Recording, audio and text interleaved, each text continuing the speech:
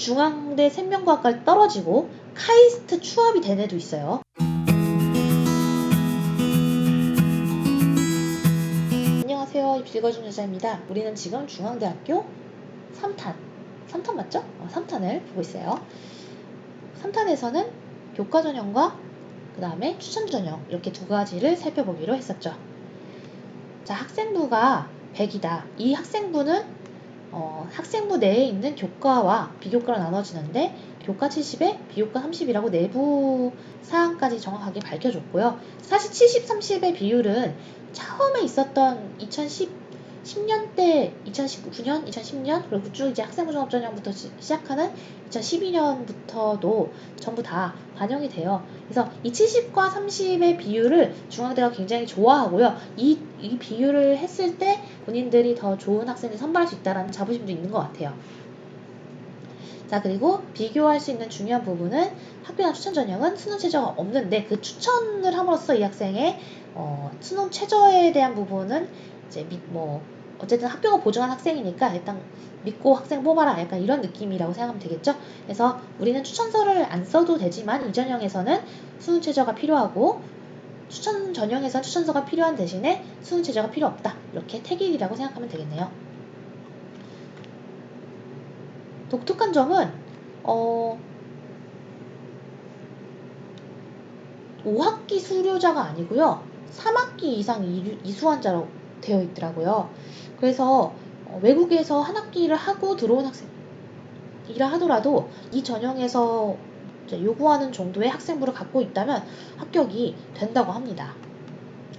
그리고 예술고, 체육고, 마이스터고, 방송통신고, 특성화고 출신자는 지원할 수 없다고 해요. 그러니까 보통 이제 예술고나 체육고에서 내신 따기 더 수월할 것이기 때문에 이제 어떻게 보면 역차별일 수도 있는데 일단 이 학교들에서는 이 전형을 쓸 수 없다라는 거 기억하시고요. 대학교육 위탁 학생도 다 안 되죠. 그건 다른 학교 교과 전형도 마찬가지입니다. 수능 최저는 그렇게 어렵지 않아요. 중앙대 갈 정도인데 이 정도 최저 못 맞추면 안 되죠. 자, 인문계열은 세계영역 등급합 6 이내, 자연계열 서울 캠퍼스는 세계영역 등급합 6 이내. 자, 여기서 여러분들이 생각해야 될 건 자연계열 서울, 자연계열 안성으로 되어 있잖아요. 인문계열은 전부 수원이에요. 그런데 이제 여러분들이 좀 혼동이 있을 수 있기 때문에 요거 학과 분석을 조금 더 해야 될 것 같네요. 학과 설명해 드릴게요. 그래서 국어랑 수학과. 자, 보시면 인문은 수학 가든 나든 상관없어요. 사과텀도 상관없어요. 그러니까 수학 가형의 과탐이라 하더라도 인문 쓰는데 전혀 무리가 없어요. 그런데 자연계열의 경우는 서울이든 안성이든 무조건 수학 가형이어야 하고요. 무조건 과탐이어야 해요. 그래서 아무리 내가 수능을 잘 봤다고 하더라도 물론 이제 이건 수능이 최저에 대해서 얘기하고 있는 거니까요. 내가 아무리 수능 최저를 잘 맞췄다고 하더라도 지금 나형이나 사탐 어느 쪽 하나라도 해당이 되면 자연계열은 전부 못 쓴다. 이렇게 이해하시면 되겠네요. 그리고 디자인 학부는 가형도 되고 사탐도 되고 당연히 나형이나 과탐도 다 됩니다. 그래서 3개 영역으로 하고 있냐 2개 영역을 하고 있냐가 다른데요. 안성과 디자인 학부는 2개 영역 합 5 이내를 요구하고요. 인문과 결과적으로 서울 캠퍼스는 3합 6이라고 생각하시면 될 것 같아요. 그리고 교과 70에 비교과인데 비교과는 출결과 봉사 위주라고 되어 있기 때문에 사실은 학생부 반영 방법을 일단 살펴봐야 되는데요. 요거를 살펴보면서 학추에서 어떻게 반영될지까지 같이 봐야 되기 때문에 학추까지 보고 넘어가도록 하죠. 그리고 이 안성 캠퍼스의 학과를 제가 좀 잠깐 살펴보도록 할게요. 예. 보시면 이제 이렇게 서울 이렇게 돼 있잖아요. 그런데 안성이라고 돼 있고 동물생명공학, 식물생명공학, 식품공학, 식품영양 이렇게 돼 있거든요. 그러니까 식품공학이나 식품영양은 되게 세고 그리고 이제 안성 캠퍼스에 있다고 하더라도 세요. 근데 시스템 생명공학과도 물론 세긴 세요. 그래도 안성 캠퍼스예요. 이 사람 왜 이랬다 저랬다 해 이렇게 생각할 수도 있는데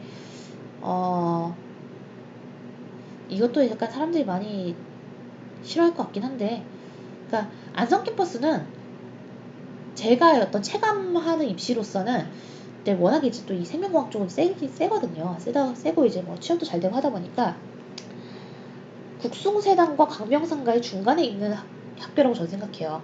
제가 이걸 얘기하면 또 아니라고 생각하시는 분들 있을 텐데, 아니라고 생각하시는 분들은 근거를 들어서 아니라고 얘기해 주시면 제가 수용하도록 하겠습니다. 저의 개인적인 견해로는 국수세단과 광명상가의 중간에 있는 그 학교라고 생각이 들어요. 안산 캠퍼스는. 국숭세단 정도 라인이라면 거기를 가라고 할 것 같아요. 둘 다 붙었을 때. 근데 광명상가 라인에서 명지대 같은 경우만 해도 벌써 용인으로 빠지잖아요. 명지대랑 비교하면 여기를 가는 게 낫죠. 근데 명지대가 날 싫어하겠지. 근데 여러분, 제가 견해를 얘기하면 누군가는 절 싫어할 거예요. 그래서 제가 그것을 무서워해서 제 견해를 얘기 안 할 수는 없어요. 여러분들이 이제 혼동하지 마셔야 할 부분, 그러니까 학과에서 혼동이 자주 발생한 부분이 어떤 거냐면요, 바로 요 서울 캠퍼스에 있는 자연과학대학에 있는 생명과학과예요. 그러니까 서울 캠퍼스에 있는 자연과학대에 있는 생명과학과는 보세요, 인원수가 이렇게 조금 뽑아요. 다빈치 전형으로 8명밖에 안 뽑은 건 작년에도 그랬고 재작년에도 그랬어요. 그러다 보니까 이 전형, 이 다빈치 전형의 생명과학과를 떨어지고 의대를 붙는 경우도 있어요, 여러분. 다른 학교에 의대를 붙는 경우도 있어요. 정말로. 그러니까 여기가 낫다라고 생각하지 마세요. 제가 작년에 여기를 꼭 쓰겠다는 학생이 있어서 실시간으로 수시진 컨설팅 하다가 여기 쓰시면 안 돼요. 여기 진짜 높아요. 떨어져요. 이렇게 얘기했는데도 꼭 써야겠대요. 의대를 쓰는 친구인데 꼭 여기 써야겠대요. 그래서 결과적으로는 제 의견에 반영하지 않으시고 여기를 썼는데 저한테 따로 결과를 알려주시진 않았어요. 근데 아마 합격이 안 되지 않았을까 생각이 들어요. 인원수가 8명밖에 안 되고요. 중앙대 생명과학과를 떨어지고 카이스트 추합이 된 애도 있어요. 그러니까 여러분, 여기가 의대를 쓰는 학생들의 안정선이라고 절대 생각하지 마세요. 이제 이번에 강조했으니까 요번에 좀 입결이 떨어지겠지? 그럼 또 중앙대 생명과학과가 저를 싫어하겠죠? 괜찮습니다, 여러분. 좀 싫어하면 어때요? 그래서 우리가 지금 교과전형 보다가 잠깐 안성 캠퍼스의 그 수능 최저가 다른 점 확인했고, 안성 캠퍼스의 이제 디자인 계열이 있기 때문에 사실상 안성 캠퍼스는 2합 5, 그다음에 서울 캠퍼스는 3합 6 이렇게 기억하시면 된다. 이제 추천 전형을 살펴보죠. 둘 다 이제 교과 전형의 영역에 있는데, 이건 추천을 해줬다는 것에 어느 정도 보증이 있기 때문에 수능 최저 학력까지 요구하지는 않는다. 교과는 60이고 여기서 말하는 서류평가는 생활기록부와 자소서와 그다음에 추천서겠죠. 고교별 추천 인원 제한은 아직 나오진 않았어요. 그래서 좀 달라질 거라고 저는 생각을 합니다. 작년보다. 작년에 있었던 전형이지만 올해 좀 달라질 수는 있다. 모집 인원 우리가 아까 위에서 살펴봤고요. 수능 최저가 없고 서류, 그 다음에 학교생활기록부랑 자기소개서를 근거로 지원자의 학업 및 교내 다양한 활동을 통한 성장 가능성을 종합적으로 평가합니다. 우리가 지금 살펴볼 부분은 뭐다? 학교생활기록부 반영 방법입니다. 자, 교과 영역은 어떻게 반영하냐면 인문과 예체능은 국수, 영사를, 자연계열은 사탐을 빼고 국수, 영과학을 이렇게 들어갑니다. 자, 이거랑 뭐랑 비교해야 돼요? 이화여대랑 비교해야 돼요. 이화여대는 얘가 문과든 예체능이든 이과든 국수, 영, 사, 과 다 반영한다고 했어요.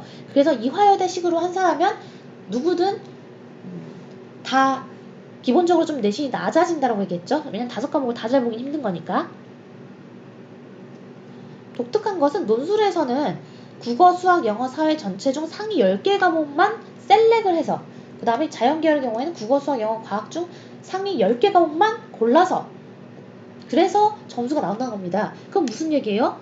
중앙대 논술의 합격자들의 내신을 보면요, 막 다 2등급대예요. 그럼 2등급대라서 그래? 그러면은 2등급대만 붙는 건가라고 생각하는데 실제로는 상위 10개 과목을 가지고 환산된 수치라는 거예요. 그래서 물론 이제 중앙대를 전체적으로 내시는 5등급인 학생들이 붙는 경우는 아주 드뭅니다. 스포츠과학부도 되게 인기 있는 곳이고 여기가 저 조카가 되게 가고 싶어 했는데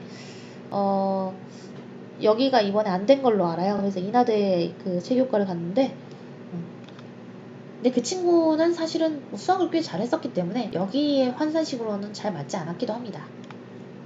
왜냐면 지금 여기 스포츠과학과는 수학을 빠지잖아요.